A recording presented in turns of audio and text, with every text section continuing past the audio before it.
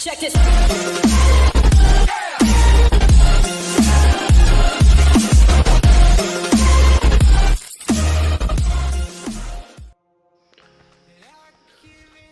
Libro de Francisco Ruiz Vasallo, capítulo 2, Antenas receptoras.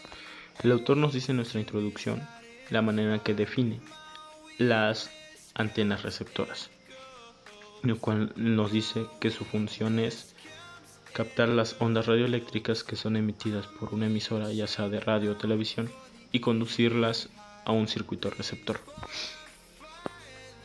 Después nos da un ejemplo en el cual fundamenta que el circuito receptor tiene la parte más importante en la antena, ya que esta debe ser de buenas especificaciones, un muy buen material, buenas dimensiones y ciertos parámetros que después vamos a ir viendo. También nos da recomendaciones, las cuales son ponerlas en la parte más alta y con un campo libre, ya que, como sabemos, el espectro radioeléctrico puede ser refractado, puede tener el efecto de dispersión o puede ser polarizado o otros efectos físicos que también sufren la luz. Estos pueden ser por edificios, árboles o algún tendido eléctrico. También tenemos pérdidas por sombra, que son gracias a las montañas, y estas hacen que la recepción sea mala. El circuito oscilante abierto nos dice la manera en la que va a oscilar nuestro circuito tanque. El circuito tanque es este que vemos tal cual, se llama así de manera coloquial. Nos da la fórmula de Thomson para calcular la frecuencia a la que va a oscilar nuestro circuito. Después nos dice que nuestro circuito tanque, si estas patitas que vemos del capacitor son estiradas junto con la bobina, podemos llegar a un dipolo.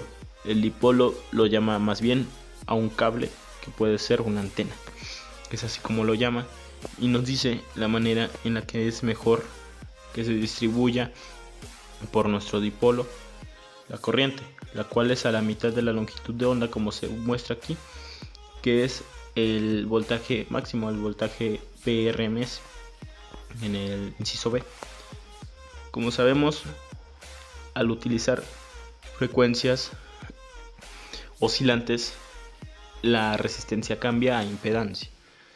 La impedancia de la antena es importantísimo, ya que al tener una impedancia baja es como vamos a tener más ganancia o vamos a captar más. Lo importante de la impedancia es así obtener una buena antena con una buena fidelidad, ya que si tenemos una impedancia alta, esta puede meter un fenómeno en el cual nuestra señal va a ser muy tenue y nuestro circuito receptor, por más bueno que sea, no va a poder captarla de la manera idónea que es recomendada. Nos muestra una figura donde se muestran las curvas de impedancia de una antena dipolo de media longitud de onda. La media longitud de ondas, después mostraré la fórmula con la que puede ser calculada. Aquí nos dice que la impedancia más baja, lógicamente, es donde está la corriente más alta. Como ya había dicho, para una buena recepción, nuestra antena debe tener una señal de impedancia, una impedancia baja. Después viene la intensidad de campo eléctrico, lo cual es cómo esta puede llegar a autogenerar un campo eléctrico al ser inducida y así mandar la señal hacia nuestro circuito de recepción. Nos dice el efecto de campo anular H, que viene siendo nuestro dipolo. Así nos muestra la manera en la que vemos el efecto de campo magnético anular H y el campo eléctrico E, los cuales, si se dan cuenta, son muy distintos, ya que está siendo inducida de diversas maneras por el campo radioeléctrico nuestra antena.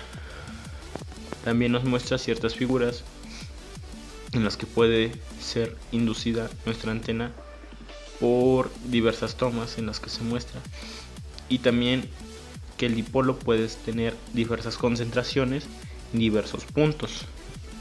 Depende también la longitud de onda. Aquí nos muestra más que nada una visualización en 3D de cómo podría ser nuestro dipolo en su absorción de espectro radioeléctrico. Aquí nos muestra la antena de barra, lo cual es la que ya conocemos típicamente, que podríamos llamarla como la antena que simplemente estirábamos y se hacía larga, o la antena de conejo.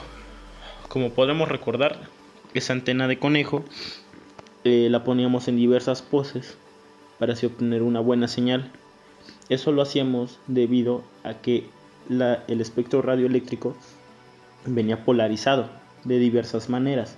No es que sea un campo total, sino que debido a que su disipación es demasiado grande, se encuentra con diversos obstáculos que hacen que se genere diversos efectos en él.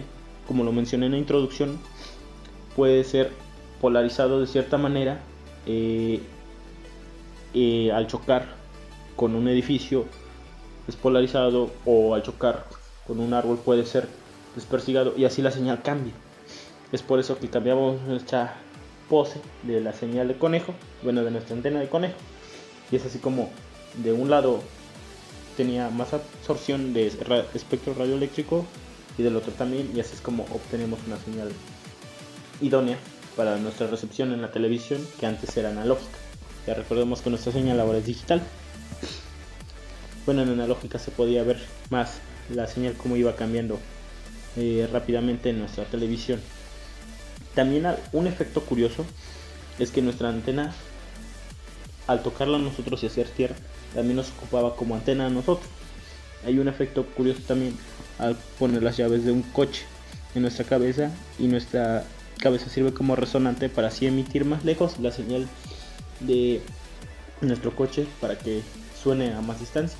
Por ejemplo, cuando le metían el seguro o cuando lo desactivaban, y sonaba a más distancia cuando lo pegabas a tu cabeza. Por definición de espectro electromagnético, es como la resonancia mejoraba la señal para así llegar hasta el automóvil.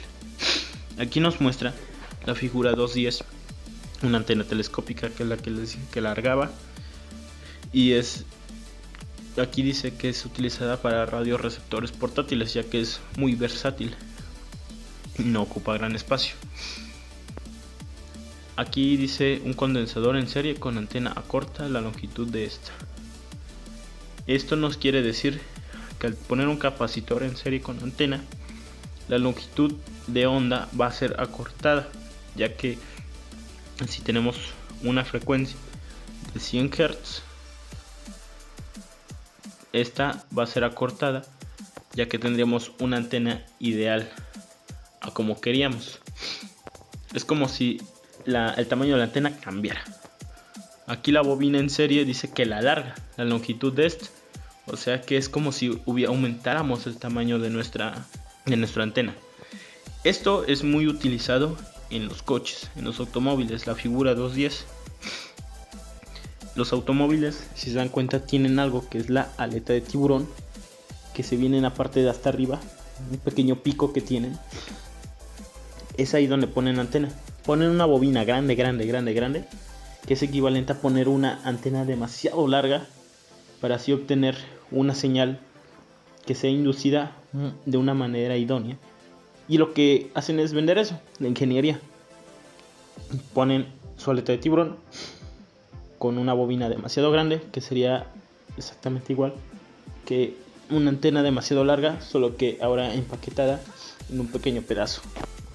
Y es lo que se ocupa ahorita. Es lo que muy curiosamente he visto en algunos coches. También nos dice la altura eficaz que debe tener una antena, la cual va aquí con la longitud de onda que les dije.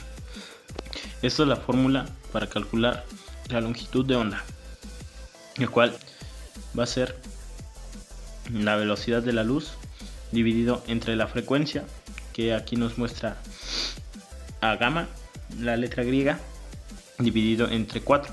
Esto es porque la longitud de onda va a ser a un cuarto de la antena. Por ejemplo, aquí nos da que tenemos 300.000 kilómetros sobre segundo, que es la velocidad de la luz entre la frecuencia que queremos, y así vamos a tener una antena de un cuarto de la longitud de onda. Es por eso que se divide entre 4.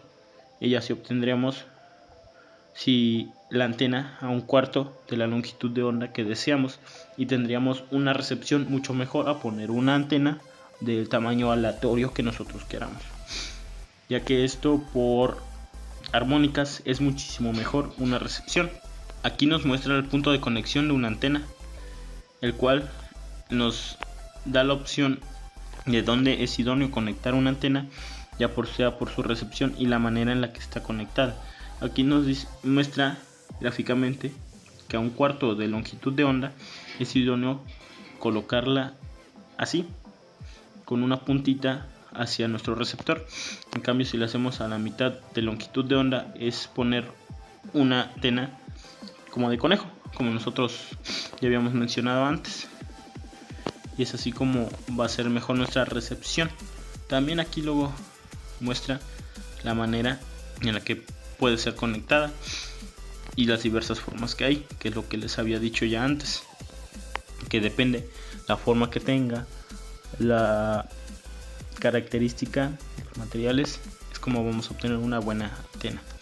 Depende también tus necesidades. Aquí nos dice más que nada la recepción de FM y la difusión de FM, las dimensiones que son, digamos así, estándares, como son la de 76 centímetros en dos fases, que va a ser en nuestro caso, como ya habíamos visto en el dibujo anterior, a la mitad de la longitud de onda con una división de 5 centímetros, que van a ir dirigidos esos 5 centímetros hacia el receptor, y eso va a ser lo que va a mejorar nuestro receptor en la absorción de espectro radioeléctrico. Hola, mi nombre es Marcos y les continuaré hablando acerca de antenas receptoras. Mi compañero anterior les explicó acerca de la antena dipolo simple, pero yo continuaré hablando acerca de la antena dipolo plegable, que de alguna manera es su sucesora o su evolución. Y ustedes se preguntarán, ¿la antena dipolo plegado tiene alguna ventaja sobre la simple? Y yo les puedo asegurar que sí. Estas son algunas de ellas. Su principal ventaja es que no requiere un punto de fijación aislado, es decir, que la unión entre el dipolo y el mástil de sujeción no tiene por qué estar aislado eléctricamente. La ganancia de la dipolo simple y de la dipolo plegado es idéntica, pero la ventaja de la dipolo plegado es que su impedancia es 4 veces mayor que la de dipolo simple. Tienen muchas cosas en común. Una de ellas es su longitud, ya que la longitud total del dipolo plegado se calcula de una forma idéntica a la del dipolo simple, es decir, un 5% menor que la mitad de la longitud de la onda que va a recibir. Otra cosa que debemos tener en cuenta es que la separación entre los dos elementos debe ser la menor posible, y ha de ser constante a lo largo de toda la antena. Para obtener un rendimiento satisfactorio es imprescindible que la distancia no sobrepase un 32avo del valor de la longitud de onda. A continuación les mostraré una fórmula en donde se explica el porqué. E es de alguna manera la distancia que va a haber entre una barra y otra. Por lo tanto, 320 va a ser la longitud total de onda. Y como sabemos que debe ser de un 32avo, dividimos eso entre 32. Y así obtenemos la distancia ideal que debe estar entre estas dos barras. Ahora hablaremos acerca de la antena dipolo plegado con elementos parásitos. La principal característica de esta antena es que la antena dipolo plegado se le va a aumentar un nuevo elemento, que es el reflector. Las características de este reflector es que su longitud debe ser 5% mayor a la del dipolo, que en este caso es de 159 centímetros. Y la distancia de separación entre el dipolo plegable y el elemento reflector debe ser menor a la longitud de onda entre 4. En esta fórmula podemos ver la longitud de onda va a ser igual a 320 centímetros y lo vamos a dividir entre 4. Este resultado es la distancia que debe de haber entre la antena dipolo plegado y el nuevo elemento, que es el reflector. La ganancia de esta antena es de 3 a 4 decibelios superior a la de una antena dipolo sin elementos parásitos. Su impedancia es de 75 ohms. También le vamos a agregar un nuevo elemento, que es el director, que como podemos ver en esta imagen es una nueva barra, pero ahora en la parte de abajo. Es importante saber que la longitud del nuevo elemento llamado director es un 5% menor que la del dipolo, es decir, unos 145 centímetros. Ahora bien, cuando se agregan estos dos nuevos dispositivos a la antena dipolo plegado, la ganancia de esta antena va a rondar entre los 6 y 9 decibelios, que es superior a la del dipolo simple, y su impedancia sigue siendo igual de 75 ohm. Ahora hablaremos acerca de la línea de bajada de antena. El elemento que une la antena con el receptor es la línea de bajada de antena. Esta línea ha de poseer características bien definidas y calculadas si no se quiere echar por tierra una instalación de antena. Muchas veces cuando tenemos una mala recepción de señal se le echa la culpa a la antena, cuando la verdad es que la línea de bajada es la que está fallando, ya que para estas cosas debemos de considerar muy bien qué tipo de cables vamos a utilizar y leer bien las características que necesitamos para la antena que estamos utilizando, ya que si no tenemos una cosa con la otra bien acopladas vamos a tener demasiadas fallas. Ahora hablaremos de la impedancia de una línea. Siempre es bueno recordar que en una línea por la que circula una corriente alterna se tiene, además de resistencias propias de los conductores y de aislamiento entre ellos, una capacidad entre los conductores que depende del diámetro de estos, de su separación, de la constante dieléctrica del aislante y de dos inductancias, ya que el campo magnético variable creado por la corriente alterna que circula por los conductores engendra una tensión inducida que se opone a la circulación de la misma corriente por la línea. En este circuito está representado un circuito. Aquí está representado un circuito de una línea de 1 kilómetro de longitud, formado por las resistencias ya tratadas.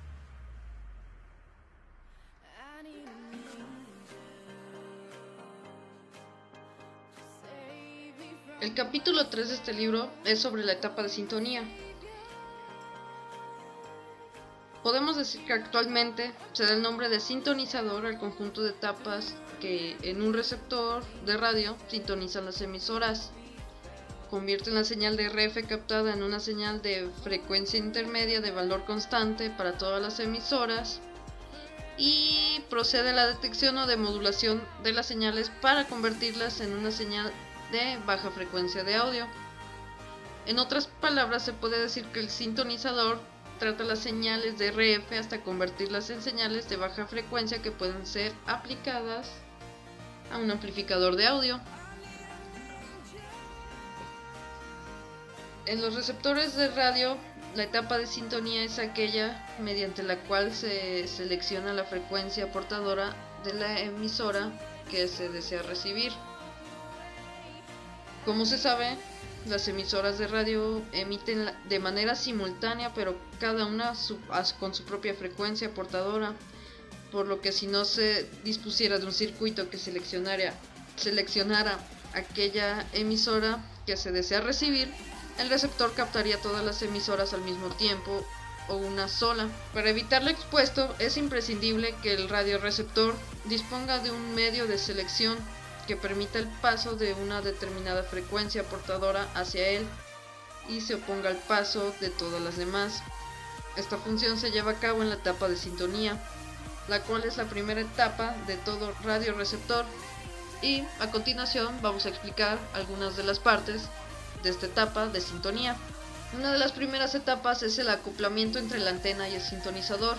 Como ya se expuso anteriormente, existe la necesidad de que la línea de antena tenga la misma impedancia que la de la entrada de la antena del aparato receptor. Esto con el fin de transmitir la máxima energía de la antena al sintonizador. En estas imágenes podemos ver la conexión de una línea de antena asimétrica a la entrada de antena del sintonizador. La conexión de línea de antena al sintonizador se lleva a cabo mediante tornillos prisioneros, que son estos que podemos ver aquí. Esta es la conexión de una línea de antena asimétrica a la entrada de antena del sintonizador. Podemos ver que lo que varía en estos casos es la impedancia de entrada, que como ya se dijo tiene que ser de la misma que la del aparato receptor. La entrada de antena del receptor es el medio a través del cual las señales de RF captadas por la antena son introducidas en la etapa de sintonía, y a partir de ella son sometidas a una serie de tratamientos antes de que las señales de audio que las modulan sean reproducidas por el altavoz. Uno de estos primeros tratamientos que sufren las señales de RF es el de selección, se elige de entre todas las señales captadas una sola, la que se desea recibir. Por lo tanto, es lógico que las señales de RF de todas las emisoras captadas por la antena se apliquen a la etapa de sintonía, por lo que la entrada de antena del sintonizador es a su vez la entrada del circuito de sintonía. Otra parte de la etapa de sintonía es la resonancia de un circuito LC en paralelo. En este circuito, la tensión aplicada a la bobina y al condensador es la misma, ya que están en paralelo. Esto quiere decir que tanto en las terminales del condensador y del inductor, el curso senoidal de la tensión es el mismo, por lo que los valores instantáneos de la tensión no varían en uno u otro componente. Sin embargo, el valor de la corriente no es el mismo en cada instante, puesto que en todo condensador la corriente adelanta 90 grados a la tensión, es decir, un cuarto del periodo en adelantado, y en la bobina la corriente se atrasa 90 grados respecto a la tensión, es decir, un cuarto de periodo de atraso. En el caso de la bobina, en cambio, y debido al efecto de la autoinducción, se produce en ella una corriente de signo opuesto al de la corriente principal proporcionada, por lo que ambas corrientes se restan y el resultado es como si al comienzo del fenómeno no circulara corriente alguna por la bobina. Estas partes que explicamos podemos verlas aquí, donde podemos ver que la corriente en el condensador va adelantada 90 grados respecto a la tensión, lo podemos ver, y la corriente en la bobina va atrasada 90 grados respecto a la tensión. Como resultado, la corriente en el condensador está desfasada 180 grados con respecto a la corriente de la bobina, y cuando la corriente en el condensador alcanza un valor máximo positivo, la corriente en la bobina alcanza el valor máximo negativo y viceversa. De todo lo expuesto, se deduce que por el conductor común del circuito LC en paralelo circula una corriente I, cuyo valor es igual a la suma de las corrientes del capacitor y del inductor. Y como estas corrientes son siempre de signo opuesto, se tiene que la corriente I es igual a la corriente en el capacitor más, con signo negativo, la corriente en la bobina, por lo que queda que I es igual a menos la corriente en el capacitor más la corriente en la bobina. Si las corrientes IC e IL tienen el mismo valor, la corriente total I será nula. Solo si IC es diferente de IL, la corriente I tendrá algún valor, cuyo signo, ya sea positivo o negativo, será en cada instante el mismo que el del valor absoluto mayor de las corrientes en el capacitor y en la bobina. Por lo tanto, la corriente I será nula cuando IC, la corriente en el capacitor, e IL, la corriente en la bobina, sean iguales y de signo opuesto. Para que se dé esta circunstancia, y teniendo en cuenta que la tensión aplicada a la bobina y el condensador es la misma en cada instante, ya que están en paralelo, es necesario que la reactancia u oposición al paso de la corriente alterna de ambos componentes sea la misma, es decir, que se cumpla esta igualdad, donde F es la frecuencia de resonancia del circuito, es decir, aquella frecuencia de corriente alterna para la cual la reactancia inductiva y capacitiva se igualan. Cuando se da esta igualdad, las corrientes son del mismo valor y de signo opuesto, y se dice que el circuito está en resonancia. De esta igualdad obtenemos diferentes fórmulas.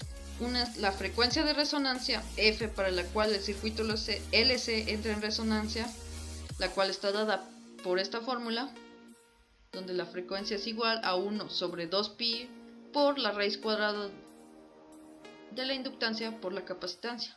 La capacidad que debe ponerse en paralelo con una bobina de valor conocido para que el circuito entre en resonancia en una frecuencia está dada por esto, donde el valor del capacitor va a ser igual a 1 entre 4pi al cuadrado por la frecuencia al cuadrado por el valor del inductor. Y la inductancia que debe utilizarse para conseguir la resonancia con un condensador de capacidad conocida a una frecuencia f está dada por esta fórmula, donde el valor del inductor va a ser igual a 1 entre 4pi al cuadrado por la frecuencia al cuadrado por el valor del capacitor.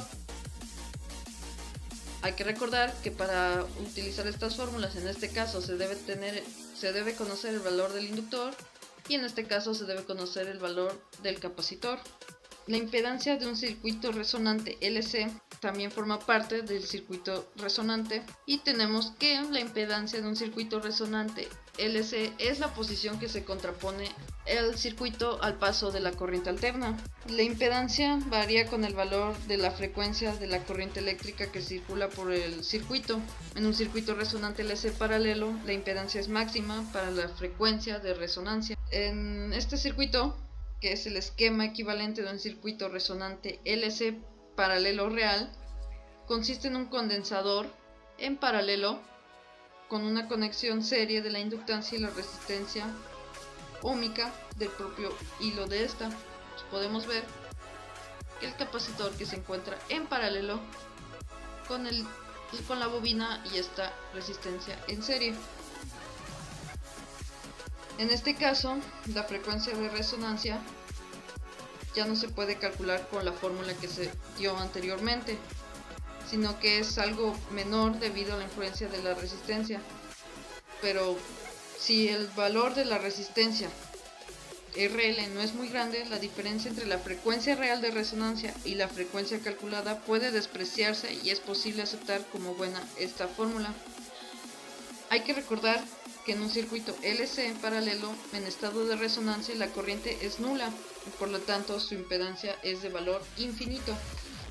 En este circuito en paralelo real, la impedancia Z está dada por esta fórmula, donde Z, la impedancia, es igual a 4pi al cuadrado por la frecuencia al cuadrado por el valor del capacitor al cuadrado entre el valor de la resistencia RL. Aquí tenemos lo que es. De esta última fórmula se deduce que el valor de Z es inversamente proporcional al valor de RL, y el factor de calidad de una bobina a la frecuencia de resonancia o factor de calidad Q está dada por la siguiente fórmula, donde vemos que el factor de calidad es igual a 2pi por la frecuencia por el valor del inductor sobre el valor de la resistencia RL. Es decir, una bobina tiene un factor de calidad tanto mayor cuanto menor sea su resistencia con respecto a su reactancia inductiva a la frecuencia de resonancia. Ahora, multiplicando por RL el numerador y el denominador de la expresión que permite calcular la impedancia máxima de un circuito LC en paralelo, se obtiene esta fórmula, donde podemos decir que a la frecuencia de resonancia la impedancia Z del circuito LC paralelo alcanza, por lo tanto, su valor máximo, siendo este igual al valor de calidad al cuadrado por el valor de la resistencia RL. Otra parte es el sintonizador LC paralelo. Este es el circuito más elemental del sintonizador para radioreceptor. Está compuesto por una bobina y un condensador variable en paralelo, como podemos ver en este diagrama. Este circuito es capaz de proporcionar selectividad a un receptor de radio, es decir, de seleccionar entre todas las frecuencias portadoras que llegan a la antena aquella que se interesa recibir y amplificar. Como se puede ver en la figura, esto se trata de un simple circuito resonante LC paralelo, cuya frecuencia de resonancia puede variarse actuando sobre el condensador variable, y es este. Si se varía la capacidad del condensador, dicha frecuencia de resonancia varía según esta fórmula, donde la frecuencia de resonancia es igual a 1 sobre 2pi por la raíz cuadrada del valor del inductor por el valor del capacitor. La capacidad del circuito se puede variar mediante la utilización de un condensador variable, haciendo girar el eje que acciona sus placas móviles. En este caso se obtiene una frecuencia de resonancia distinta para cada posición del eje del condensador. Este es un esquema de un circuito práctico de etapa de sintonía, la cual consta de un transformador de radiofrecuencia, cuyo primario se conecta una antena, podemos verlo, y tierra, y a su secundario un condensador variable en paralelo, que es esta parte. Y podemos determinar que entre antena y tierra quedan aplicadas todas las frecuencias portadoras de las emisoras y sus tensiones son inducidas en el secundario del transformador por las peculiares características de este. Para la etapa de sintonización es importante saber cómo responden. Para eso analizamos las curvas de resonancia de un sintonizador LC. En esta imagen se muestra la curva de resonancia de un circuito LC en paralelo. En ella la impedancia es máxima para la frecuencia de resonancia F0. Podemos verlo. Se alcanza la máxima impedancia en F0.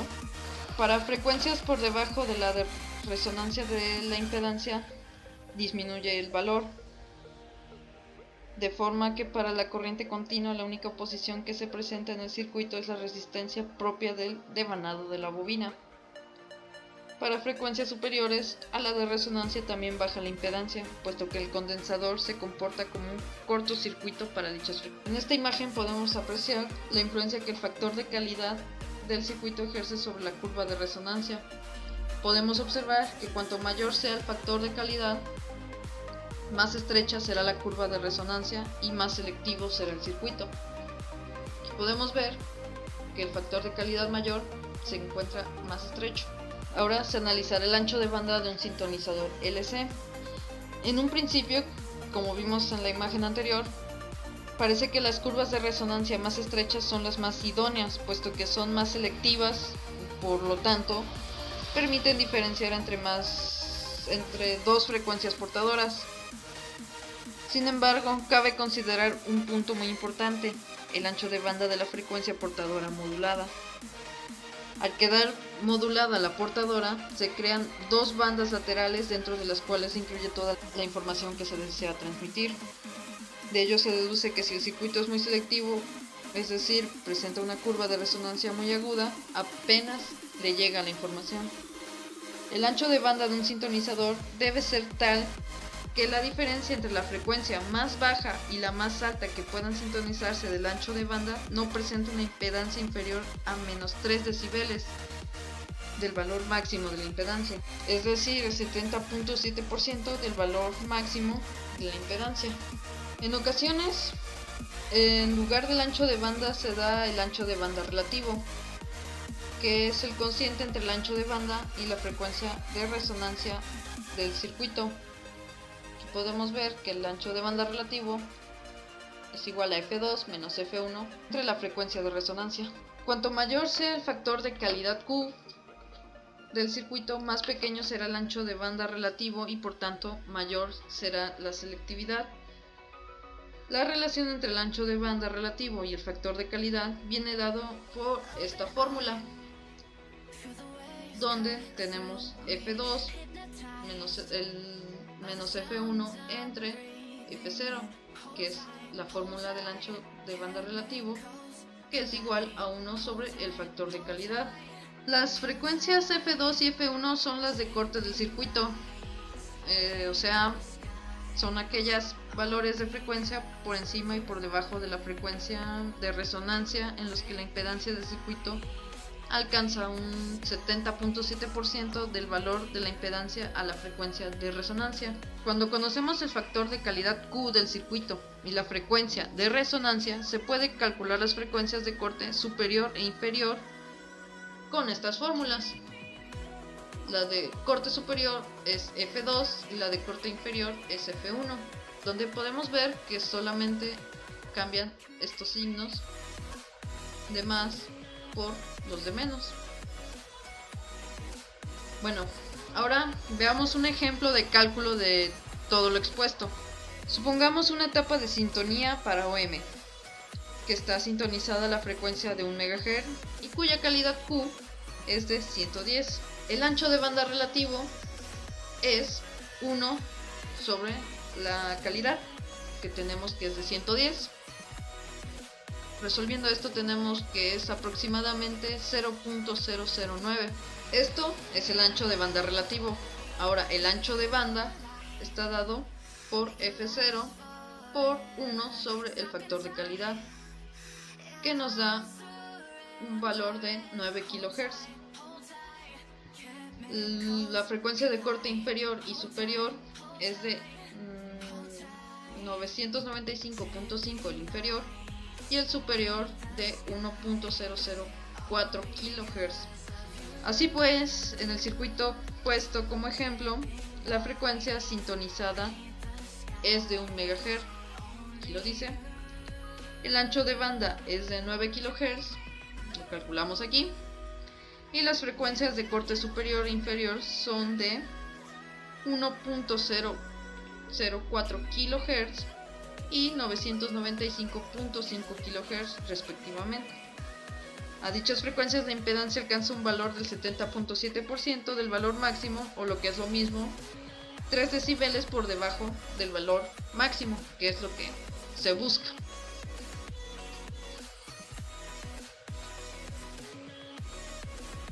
Para la etapa de sintonización es necesario utilizar condensadores variables, por eso aquí mencionamos algunos, ya que, como ya dije, una de las formas de modificar el valor de la frecuencia de resonancia del circuito de sintonía se da mediante un condensador variable, ya que modificando la capacidad del circuito LC se varía su frecuencia de resonancia.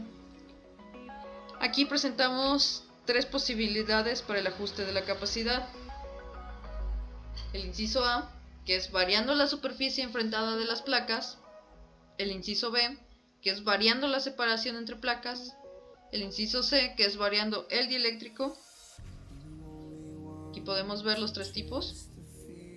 Bajo otro punto de vista se distinguen dos tipos de ajuste de los condensadores. Unos son los ajustes que se realizan una sola vez, con el fin de obtener un valor determinado de capacidad y no modificarlo en un futuro. Otro ajuste que se realiza frecuentemente, que sirve para cambiar las condiciones de funcionamiento de un circuito o aparato. Este accionamiento se llama sintonización y casi siempre se realiza girando un botón solidario del eje de giro de las armaduras móviles del condensador. Aquí podemos ver diferentes tipos de trimers. Este es uno de presión, que sería este tipo que se varía la separación entre placas. El de disco, el tubular o cilíndrico, que sería el inciso C, que se varía el dieléctrico, y el de placas.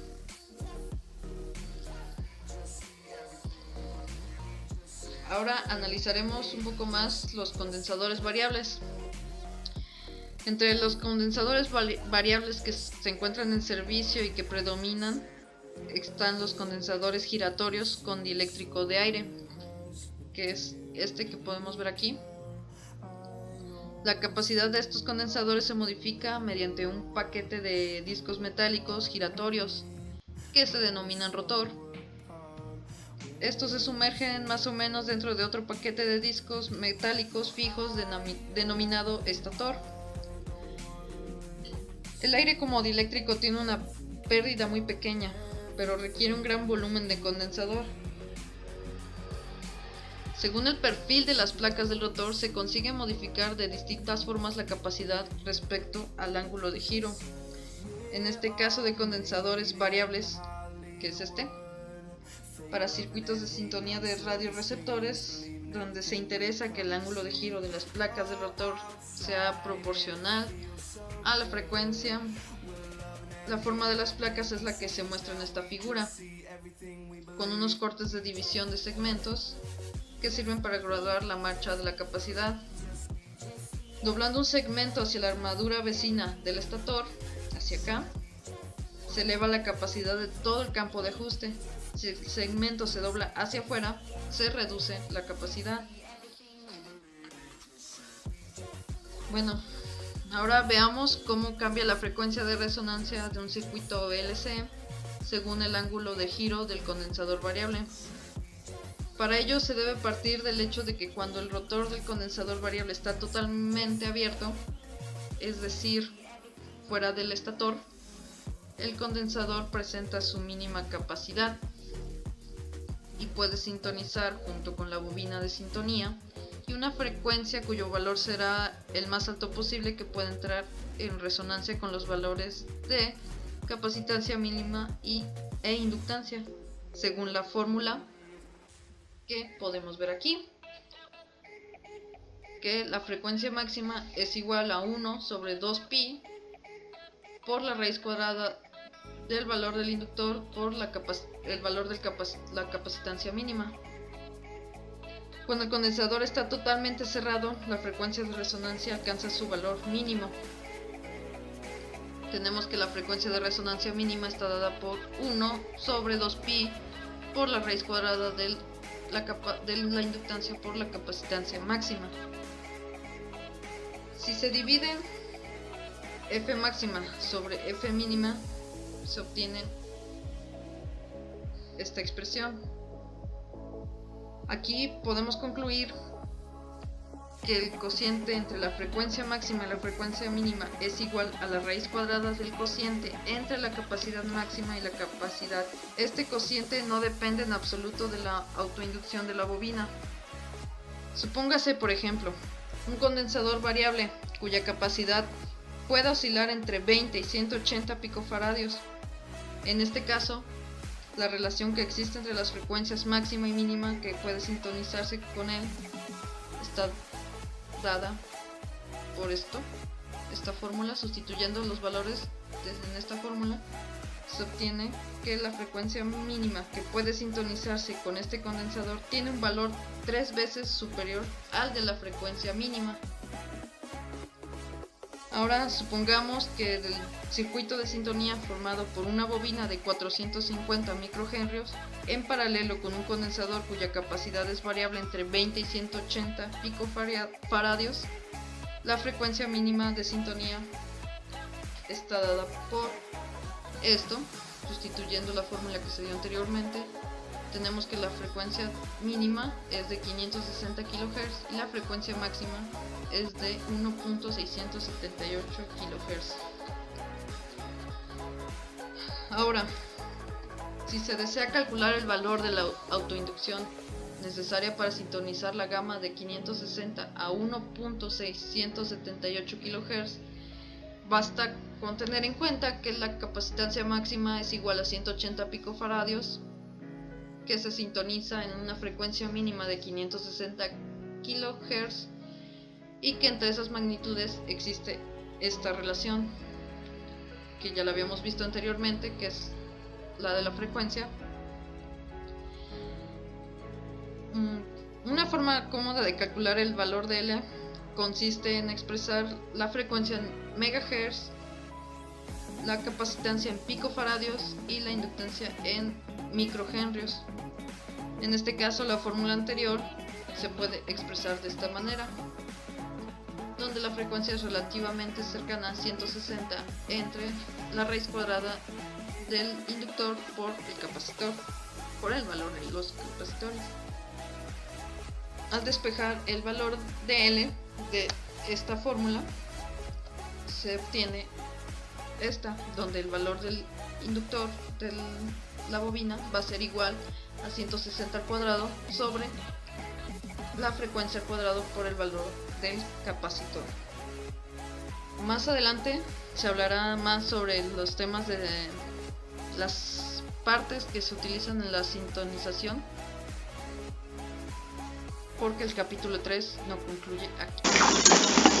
Bueno, aquí continuamos con el capítulo número 4, que es sobre el amplificador de RF. Y bien, como antes se vio en los temas anteriores y en los dos capítulos anteriores, que fue acerca de las antenas, que son elementos pues captadores de las señales de RF. Ahora vamos a hablar sobre los amplificadores.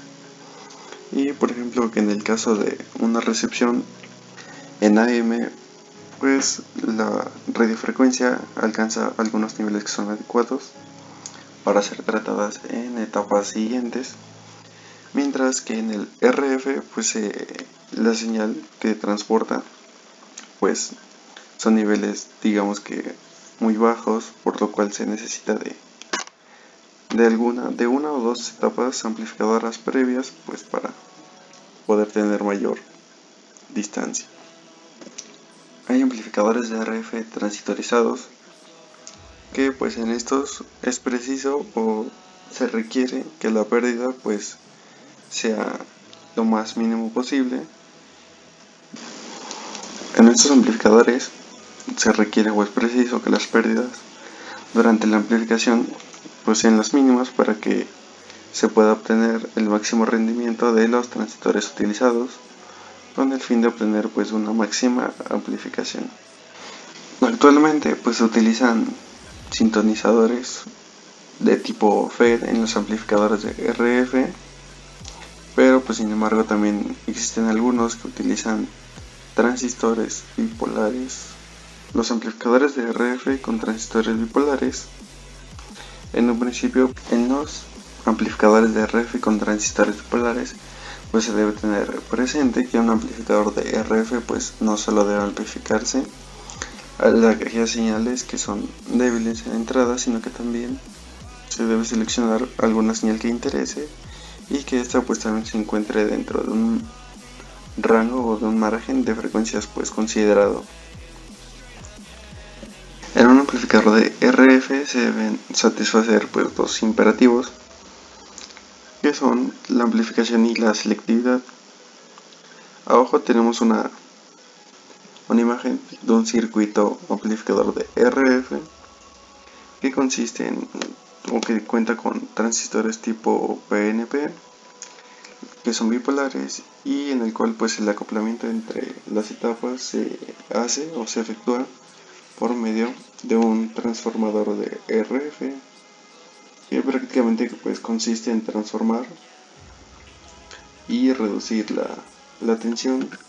El transformador de RF es prácticamente un transformador que reduce la tensión, y que si se logra una transformación que tenga una relación adecuada, pues también se puede lograr una correcta adaptación de impedancias entre ambos transistores, como vemos aquí, tanto el de la izquierda como el de la derecha. En la siguiente imagen se muestra una etapa amplificadora con acoplamiento por autotransformador con primario sintonizado, que es muy parecido al que se vio anteriormente, que la primera etapa pues viene siendo prácticamente la misma, pero que en la parte derecha pues también cuenta con otro transistor tipo PNP. Y en la tercera imagen se muestra una etapa igual amplificadora de RF con un acoplamiento por transformador con primario y secundario sintonizados, que es como lo vimos anteriormente. El del lado izquierdo, que es como el primer diagrama que vimos, y el del lado derecho, que viene siendo prácticamente el mismo, por eso se dice que son primarios y secundarios sintonizados. Bien, ahora pasamos con el tema de la neutralización, que pues el diseño o de una etapa de RF pues no es tan sencillo como se ha visto en estos temas. O sea, no es lo mismo que ya aplicarlo o hacerlo. Entonces pues a la hora de hacerlo, estos circuitos pueden llegar a tener alguna capacidad parásita o una capacitancia parásita que se da entre la base y el colector de los transistores. Esta capacidad parásita pues puede ser alguna causa de inestabilidad cuando la carga del colector es de tipo inductivo, como sucede pues en los amplificadores selectivos de RF. En esta imagen se muestra una capacidad parásita entre la base y el colector. En la siguiente imagen se muestra un circuito de realimentación negativa, Esto sirve para neutralizar la acción de la capacidad parásita entre la base y el colector del primer transistor.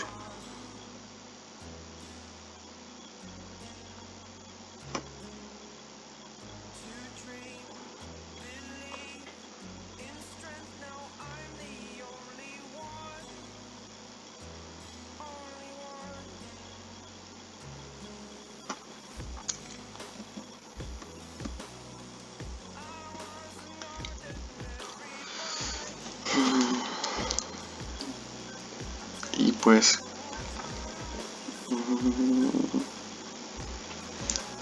como se dijo anteriormente, pues la capacidad parásita es causa de algunas oscilaciones espontáneas o autooscilaciones que pues es muy necesario neutralizarlas, y pues esta neutralización solo consiste en aplicar al electrodo de gobierno, que prácticamente pues es a la base del transistor, una señal que sea de la misma amplitud y frecuencia que la señal realimentada, pero pues está con una fase opuesta, para que entre estas dos pues se pueda anular esa capacidad. Uno de los siguientes temas que se ve en el capítulo 4 pues es la etapa amplificadora de RF para FM con transistores bipolares, que prácticamente pues es muy parecido el amplificador de RF para FM y para AM, pero pues debido a las altas frecuencias que se manejan en la portadora, pues la bobina de entrada debe poseer pues muy pocas espiras, y unos de los valores que se muestran aquí, digamos que son los valores más normales que pueden tener las espiras. Por ejemplo, el primario de 300 ohms, que serían 4 más 4 espiras, y el primario de 75 ohms, que son de 4 espiras también, y un secundario de 4 espiras nada más. En esta imagen se muestra un amplificador de RF para un receptor de FM, pero con un transistor BF194.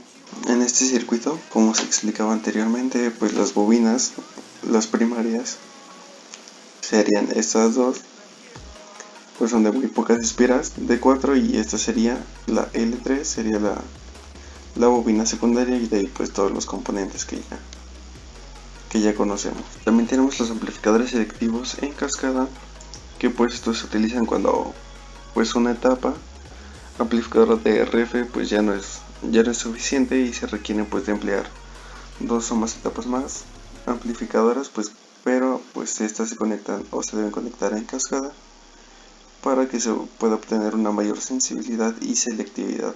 Ahí el texto pues es prácticamente un ejemplo que a partir pues de los datos que nos proporcionan nosotros podemos saber cuál es la ganancia total que se tiene con dos pasos, que es igual al producto de las ganancias parciales, como se muestra aquí abajo, que es la ganancia total va a ser igual a la ganancia 1 por la ganancia 2. En el ejemplo pues que está arriba, las dos son de 10, por lo tanto pues sería una de 100. Aquí abajo tenemos otra ganancia total, pero esta pues quiere decir que las frecuencias de corte de la frecuencia 1 y de la frecuencia 2 respectivamente, la ganancia que se menciona anteriormente pues es una del 70.7% en cada etapa, por lo que pues ya haciendo el total de estas dos ganancias tendríamos una ganancia total del 49. Bueno, pues prácticamente este tema que se expone, se puede decir que las frecuencias de corte están pues ahora más cerca de una frecuencia de resonancia, por lo tanto pues el ancho de banda se reduce y su selectividad pues sería mucho mayor. Entonces en esta imagen se pueden mostrar las curvas de respuesta de un amplificador de RF en cascada pues en dos etapas. Las primeras dos pequeñas que se muestran pues vendrían siendo el primer y segundo paso, y la que se encuentra del lado derecho sería la respuesta ya en conjunto de las dos anteriores, y pues se puede observar que se cuenta ya con una pues mayor selectividad y la ganancia se aumenta a un MHz, por lo tanto pues sería mucho mayor, y esto quiere decir que tiene más sensibilidad. Bueno, el siguiente tema es el ruido en el amplificador de RF, y pues en etapas amplificadoras de RF se debe ser pues muy cuidadoso en la hora de su diseño, ya que pues cualquier ruido que se pueda agregar a este pues será amplificado, ¿no? Una de las causas pues de este ruido sería el aumento de la corriente a través de las resistencias, las cuales pues pueden aumentar o disminuir por su valor o algunos factores pues ya más externos, como el polvo, la humedad o algunas fugas que se den en los condensadores. Y para esto pues es más recomendable utilizar los transistores de efecto de campo, que son los FET, que reducen pues considerablemente el ruido que pueda haber. Los amplificadores de RF con FET pues se emplean prácticamente en etapas amplificadoras de receptores, ya sea de altas frecuencias, muy altas frecuencias o ultra altas frecuencias, que pues ofrecen características superiores en lo que respecta a dos factores que son pues muy críticos, ¿no? Que sería la modulación cruzada y la intermodulación, que pues la modulación cruzada es la transferencia de la modulación de una portadora a la portadora de otra señal, y la intermodulación se produce cuando dos o más señales de interferencia, o sea que no se encuentran o que están fuera de sintonía, se mezclan para producir alguna señal dentro de la banda del paso del receptor. Bueno, esta imagen es una tabla que cuenta con pues las características de ruido para RF, y que pues aquí la elección de una u otra forma de montaje del FET pues va a depender de la importancia que se le dé a los dos temas que vimos antes, que es la modulación cruzada y la intermodulación, también el ruido y la ganancia en cada amplificación. Aquí se muestran dos circuitos, en el cual pues uno es un amplificador de RF con el FET, pero en montaje surtidor común de 100 MHz, y en el del lado derecho, en la parte inferior, es un amplificador igual con FET, pero en montaje cascada de 100 MHz. Como vimos anteriormente, pues también hay amplificadores cascada con FET, que pues estos amplificadores son muy utilizados en RF, ya que pues resuelve una cuestión que se puede decir que es pues muy importante en ese tema, que sería la relación que hay entre la señal y el ruido. Y pues como se decía anteriormente, pues es la sensibilidad del radio receptor y la relación de la señal ruido, que depende pues de la etapa amplificadora de RF. Si esta pues puede estar mal diseñada o así, el ruido pues obviamente se va a amplificar en las siguientes etapas. Bueno, en las siguientes imágenes que se van a mostrar pues son algunos ejemplos de circuitos amplificadores de RF con FET.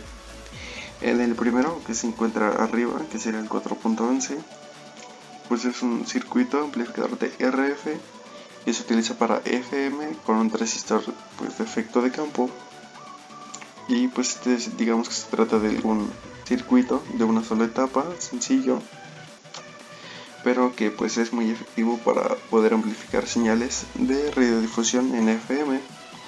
Como vemos en la entrada, como decíamos anteriormente, en la entrada del circuito pues está preparadas para líneas de bajada en antena de 75 y 300 ohms, como lo vimos antes, que son las antenas. Y pues la señal obtenida en el secundario se aplica entre la puerta y surtidor del FET, y entre el drenador y surtidor pues se obtiene la señal ya amplificada, ¿no? La cual pues va a seguir a un segundo circuito resonante, que sería pues el que se encuentra ya un poco más arriba de este lado,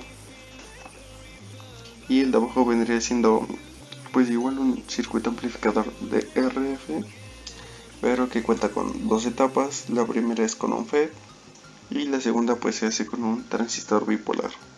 En esta imagen pues se trata de amplificadores de RF, pero pues ya integrados, que actualmente pues sería lo más usual en el diseño de aparatos pues receptores de radio, ya que sería como que pues mucho mejor tenerlo de esa manera.